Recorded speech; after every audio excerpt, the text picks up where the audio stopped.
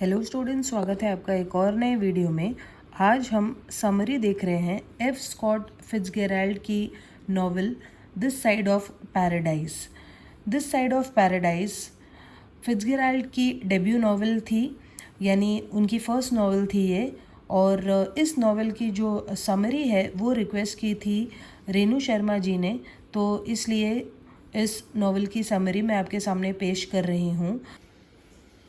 अगर आपको भी किसी पर्टिकुलर नॉवल की समरी चाहिए तो आप कमेंट कर सकते हैं। तो as usual F Scott Fitzgerald ने अपनी ही लाइफ के बेसिस के ऊपर इस नॉवल की रचना की है। उनकी बाकी की जो भी नॉवेल्स हैं उनकी भी मैंने समरी चैनल पर डाल रखी है, जिसके लिंक्स आपको डिस्क्रिप्शन में मिल जाएंगे। तो इनकेस आप बाकी के नॉवेल्स की समरी देखना चाहते हैं फिट्जगेराल्ड की नॉवेल्स की, तो आप डिस्क्रिप्शन में लिंक्स को देख सकते हैं। तो चलिए सबसे पहले हम लोग इसके इंट्रोडक्शन को देखते हैं समरी स्टार्ट करने के पहले। तो बाकी के नॉवेल्स की तरह ये जो नॉवेल है ये भी जैज़ एज के बारे में है। अमेरिका में जैज़ एज एक ऐसी एज थी जिसमें जैज़ म्यूज़िक लोग बहुत ज़्यादा सुना करते थे, और पार्टी करने का चलन, शराब पीने का चलन बहुत ज़्यादा लोगों के बीच हो गया था, जिसके कारण लोग केयरलेस हो गए थे, सेल्फिश हो गए थे। तो इन्हीं थीम्स के ऊपर ये नॉवल लिखी गई है। This side of paradise is the debut novel by American writer F Scott Fitzgerald, published in 1920। तो इसका पब्लिकेशन 1920 में हुआ था। It examines the lives and morality of care free American youth at the dawn of jazz age. तो jazz age में जो Americans थे वो कितने ज़्यादा केयर फ्री थे और केयरलेस थे, उनकी लाइफ्स कैसी होती थी, इसके बारे में इस नॉवल में बताया गया है। Its protagonist Amory Blaine is an attractive middle class student at Princeton University who dabbles in literature and engages in a series of romances with flappers। तो इसका जो मेन कैरेक्टर है वो है एमोरी ब्लेन, और वो एक अट्रैक्टिव मिडिल एजेड स्टूडेंट है प्रिंसटन यूनिवर्सिटी का। तो फिट्जगेराल्ड खुद भी प्रिंसटन यूनिवर्सिटी में पढ़ा करते थे।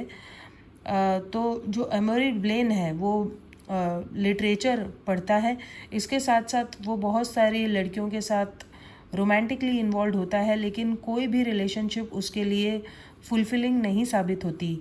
The novel explores the theme of love warped by greed and status seeking and takes its title from a line of Rupert Brooks poem तायर तहीती।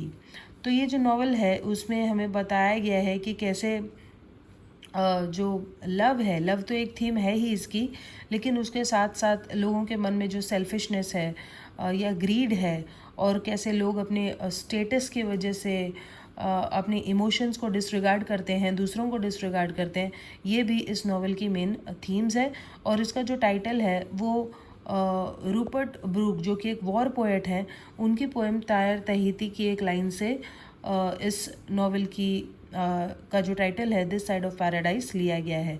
चलिए अब हम लोग मेन कैरेक्टर्स देखते हैं और फिर समरी को स्टार्ट करते हैं। Most of the characters are drawn directly from Fitzgerald's own life. तो जैसे मैंने बताया, फिट्जगेराल्ड ने अपनी ही लाइफ से इंस्पायर होकर इस नॉवल को लिखा है। तो सबसे पहला जो कैरेक्टर है एमोरी ब्लेन, वो एक प्रिंसटन एलुमनस था, यानी प्रिंसटन यूनिवर्सिटी में वो पहले पढ़ा करता था। And later a world war one veteran, बाद में वो वर्ल्ड वॉर वन में एज अ सोल्जर काम करने लगा था। who has a series of unfilling romances with young women. The character is based on Fitzgerald and his failed relationships. तो जो एमोरी ब्लेन है उसके बहुत सारे रोमांसेस होते हैं कई लड़कियों के साथ, लेकिन जैसे मैंने आपको बताया कोई भी रिलेशनशिप उसका फुलफिलिंग नहीं था। तो ये जो कैरेक्टर है वो फिट्जगेराल्ड की लाइफ पर ही बेस्ड है, और फिट्जगेराल्ड के जितने भी फेल्ड रिलेशनशिप्स हुए उनके ऊपर ये नॉवल बेस्ड है। नेक्स्ट कैरेक्टर है Isabelle Borge, a wealthy but shallow debutante who becomes Amory's first love. तो इज़ाबेल बोर्ग एक अमीर लड़की होती है जो एमोरी का पहला प्यार बनती है, और ये जो कैरेक्टर है वो जेनेवरा किंग के ऊपर बेस्ड है। जेनेवरा किंग और फिट्जगेराल्ड के बीच में एक कम समय के लिए एक रिलेशनशिप था। जेनेवरा किंग काफ़ी अमीर औरत थी, लेकिन फिट्जगेराल्ड तब वेल टू डू नहीं थे, अच्छी तरीके से सेटल्ड नहीं थे, और इसीलिए जेनेवरा किंग की जो फैमिली थी उन्होंने इस कोर्टशिप से मना किया और जेनेवरा किंग को मना किया फिट्ज़जेराल्ड से मिलने के लिए। और इस बात का दुख हमेशा हमेशा के लिए फिट्ज़जेराल्ड के मन में रहा। तो इज़ाबेल बॉर का जो कैरेक्टर है वो जेनेवरा किंग से इंस्पायर्ड है, और जेनेवरा किंग के लिए फिट्ज़जेराल्ड के मन में लाइफ लॉन्ग फिक्सेशन था, ज़िंदगी भर वो उसे याद करते रहे। Like Isabelle and Amory, Fitzgerald met King on Christmas break during his sophomore year at Princeton and the relationship ended in a similar fashion. तो इज़ाबेल और अमोरी की तरह फिट्ज़जेराल्ड भी जेनेवरा किंग को अपने क्रिसमस ब्रेक पर मिले थे, और उनका भी ब्रेकअप उसी तरीके से होता है जिस तरीके से अमोरी और इज़ाबेल का हुआ था। नेक्स्ट जो कैरेक्टर है वो है Rosalind Connage, a cruel and selfish flapper who becomes Amory second love. तो अमोरी जिस लड़की से सेकंड लड़की जिसको वो पसंद करने लगता है उसका नाम होता है रोजालिंड कोनाज, और रोजालिंड का जो कैरेक्टर है वो फिट्ज़जेराल्ड की वाइफ जेल्डा सायर पर बेस्ड है। तो जब जेल्डा सायर को पता चला था कि फिट्ज़जेराल्ड ठीक तरीके से सेटल्ड नहीं है, वेल टू डू नहीं है, तो सायर ने उन्हें रिजेक्ट कर दिया था इनिशियली, लेकिन बाद में फिर फिट्ज़जेराल्ड से शादी की। तो यहाँ पर जो रोजालिंड का कैरेक्टर है वो जेल्डा सायर से इंस्पायर्ड है, और वो एक सेल्फिश औरत के तौर पर दिखाई गई है। और नेक्स्ट जो कैरेक्टर है वो है Eleanor Savage, a beautiful 18-year-old atheist whom Amory meets in Maryland. Fitzgerald based Eleanor on Elizabeth Beckwith Mackey, a romantic interest whom he knew briefly. तो एलिनोर सैवेज जो है वो एक 18-year-old एथियस्ट थी। एथियस्ट एक ऐसा इंसान होता है जो भगवान पर यकीन नहीं करता, और अमोरी को वो मैरीलैंड में मिली थी।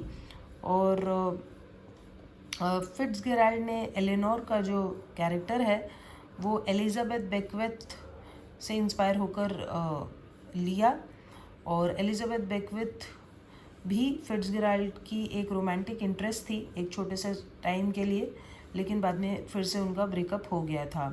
नेक्स्ट जो कैरेक्टर है वो है Thayer Darcy, a Catholic priest who becomes Amory spiritual mentor. तो थायर डार्सी एक कैथलिक प्रीस्ट था, एक कैथलिक सेंट था जो एमोरी का स्पिरिचुअल गाइड था। वो उसे गाइड किया करते थे एमोरी को। और ये जो कैरेक्टर है वो फादर सिगोर्नी फे पर बेस्ड है, जो फिट्ज़जेराल्ड के मेंटर थे, फिट्ज़जेराल्ड के गुरु थे, और फिट्ज़जेराल्ड के कॉन्फिडेंट भी थे, यानी फिट्ज़जेराल्ड अपने सीक्रेट्स उनको बताया करता था। तो इस तरीके से ये सारे हमारे कैरेक्टर्स हैं। अब चलिए हम लोग समरी को देखते हैं। Amory Blaine, a young Midwesterner, is convinced that he has an exceptionally promising future. He attends a posh college preparatory school and later Princeton University. तो एमोरी ब्लेन जो अमेरिका के मिड वेस्ट का एक यंग लड़का था, वो उसका फ्यूचर काफ़ी ब्राइट था। उसे पूरा यकीन था कि वो अपनी लाइफ में काफ़ी कुछ कर लेगा, और इसीलिए वो काफ़ी अच्छे कॉलेजेस अटेंड करता है, स्कूल्स अटेंड करता है, और फाइनली प्रिंसटन यूनिवर्सिटी जाता है पढ़ने के लिए। He grows estranged from his eccentric mother Beatrice and becomes the protege of Monsignor Thayer Darcy, a Catholic priest. तो वो अपनी अजीब मम्मी से अलग हो जाता है, और वो फिर एक कैथलिक प्रीस्ट होते हैं जिनका नाम होता है थायर डार्सी। उनका वो एक स्टूडेंट बन जाता है, प्रोटीज बन जाता है। During his sophomore year at Princeton, he returns to Minneapolis over Christmas break and encounters Isabel Borge, a wealthy young debutante whom he first met as a boy. तो उसके बाद फिर जब वो अपने सेकेंड ईयर में होता है यूनिवर्सिटी में, तब वो अपने क्रिसमस ब्रेक पे फिर से मिनेपोलिस आता है और इज़ाबेल बॉर्ज से मिलता है, जो कि एक काफ़ी अमीर लड़की थी, और वो उससे पहले बचपन में मिला था, और उन दोनों के बीच में एक रोमांटिक रिलेशनशिप डेवलप हो जाती है। While at Princeton, he deluges Isabel with letters and poems, but she becomes disenchanted with him due to his incessant criticism. तो जब एमोरी फिर से प्रिंसटन यूनिवर्सिटी जाता है तो वो इज़ाबेल को खूब सारी चिट्ठियाँ लिखता है, पोएम्स लिखता है उसके लिए, लेकिन कुछ ही टाइम में इज़ाबेल जो है वो एमोरी के प्रति उसका अट्रैक्शन ख़त्म हो जाता है। After his prom they break up on Long Island. तो जब अमोरी का एक प्रॉम होता है, प्रॉम एक तरह का डांस होता है, वो ख़त्म होने के बाद लॉन्ग आइलैंड में वो लोग ब्रेकअप कर लेते हैं, उनका ब्रेकअप हो जाता है. Following their separation Amory graduates from his alma mater and enlist in the United States Army amid World War 1. तो उससे सेपरेट होने के बाद, इज़ाबेल से सेपरेट होने के बाद एमोरी अपना ग्रेजुएशन ख़त्म करता है और फिर वो यूनाइटेड स्टेट्स आर्मी में अपना दाखिला करा लेता है और तब वर्ल्ड वॉर 1 चालू होती है, तो वो एक सोल्जर बन जाता है. He is shipped overseas to serve in the trenches of the western front. तो वेस्टर्न फ्रंट उसे भेज दिया जाता है और while overseas he learns his mother Beatrice has died and most of his family's wealth has been lost due to a series of failed investments. तो जब वो सोल्जर बनकर वहाँ जाता है तो तब उसे खबर आती है कि उसकी जो माँ है बीट्रिस, वो मर गई है और उसकी ज़्यादातर जितनी भी दौलत है वो भी चली गई है गलत तरीके के इन्वेस्टमेंट्स करने की वजह से. इस तरीके से वो पुअर हो गया था. After the आर्मिस्टाइज with imperial Germany, एमोरी settles in New York city as it undergoes the birth pangs of the jazz as. तो जब इम्पीरियल जर्मनी के साथ समझौता होने के बाद जब वॉर ख़त्म होती है तो एमोरी न्यूयॉर्क सिटी में सेटल हो जाता है और तब न्यूयॉर्क सिटी में जैज़ एज शुरू होती है. सभी लोग जैज़ म्यूज़िक सुनते हैं, पार्टीज़ करते हैं और अल्कोहल पीते हैं, शराब पीते हैं. He becomes infatuated with a cruel and narcissistic flapper named Rosalind Connage. और तब फिर वो एक क्रूअल और नार्सिसिस्टिक फ्लैपर रोजालिंड कोनाज की तरफ अट्रैक्ट होता है. रोजालिंड कोनाज एक फ्लैपर थी. तो फ्लैपर का मतलब होता है ऐसी लड़कियां जो छोटे छोटे स्कर्ट्स पहनती हैं, और वो काफ़ी नार्सिसिस्टिक थी. तो एक नार्सिस्ट एक ऐसा आदमी होता है जो अपनी ही तारीफ़ करता है और सेल्फ अप्रूवल चाहता है दूसरों से कि सभी लोग उसे पसंद करें. ऐसे आदमी को हम नार्सिस्ट कहते हैं. तो रोजालिंड वैसी एक लड़की थी. Desperate for a job, Amory's had been advertising agency but he detest his work. तो वो किसी भी तरीके से काम की तलाश में था क्योंकि उसे पैसे चाहिए थे, और इस वजह से एमोरी एक एडवर्टाइजिंग एजेंसी में काम करने लगता है, लेकिन उसे वो काम बिल्कुल पसंद नहीं था. Due to his poverty his relationship with Rosalind deteriorates as she prefers a rival suitor Dawson Ryder, a man of wealth and status. तो क्योंकि वो गरीब था तो रोजालिंड के साथ उसका रिलेशनशिप ख़राब होते जा रहा था और वो एक दूसरे सूटर डॉसन राइडर जो कि काफ़ी अमीर होता है उसके प्रति अट्रैक्ट हो जाती है. A distraught Amory quits his job and goes on an alcoholic bender for 3 weeks until the start of prohibition in the United States. तो अमोरी इस बात से बहुत दुखी होता है क्योंकि जो रोजालिंड है वो भी उससे दूर चली गई थी इज़ाबेल की तरह, और इसीलिए एमोरी अपनी जॉब छोड़ देता है और बहुत ज़्यादा शराब वगैरह पीने लगता है. और उसके बाद यूनाइटेड स्टेट्स में प्रोहिबिशन यानी शराब पर बैन लग जाता है, प्रोहिबिशन लग जाता है. When Amori travels to visit an uncle in Maryland, he meets Eleanor Savage, an 18-year-old atheist.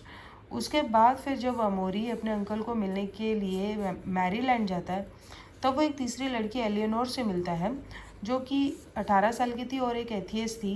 वो भगवान में यकीन नहीं करती. Eleanor chafes under the religious conformity and gender limitations imposed on her by contemporary society in Wilsonian America.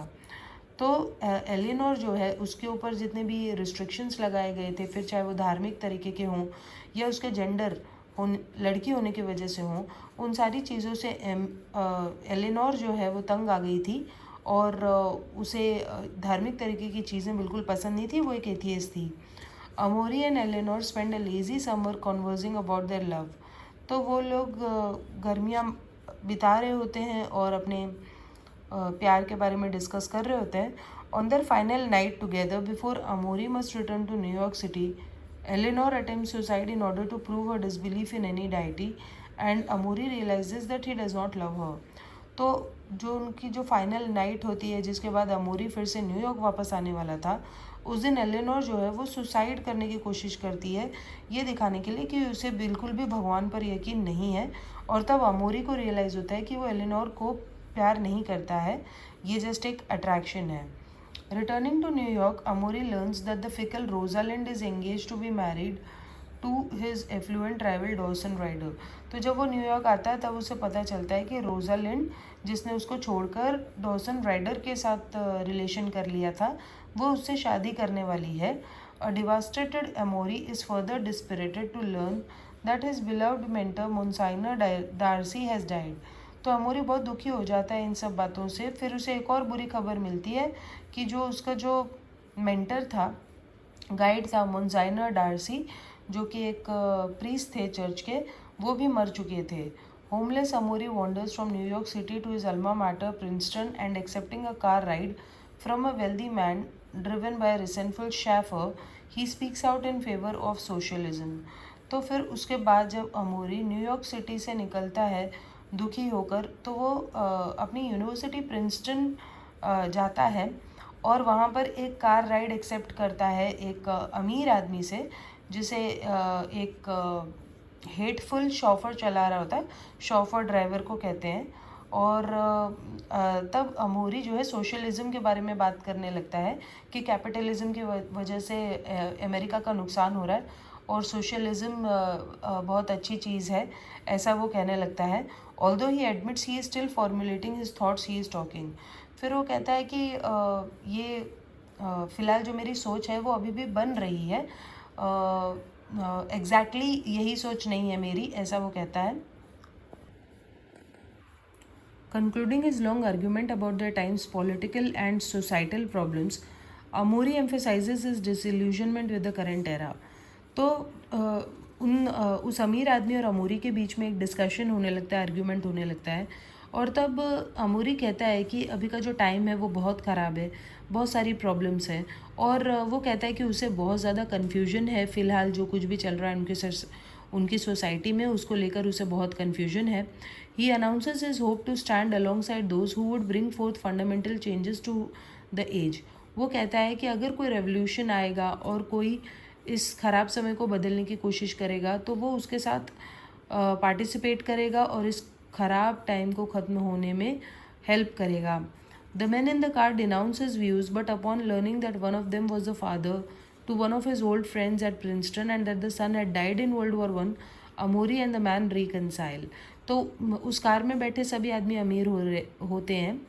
तो वो अमीर आदमी जो हैं अमोरी से सेटिस्फाइड नहीं थे उसके व्यूज़ से।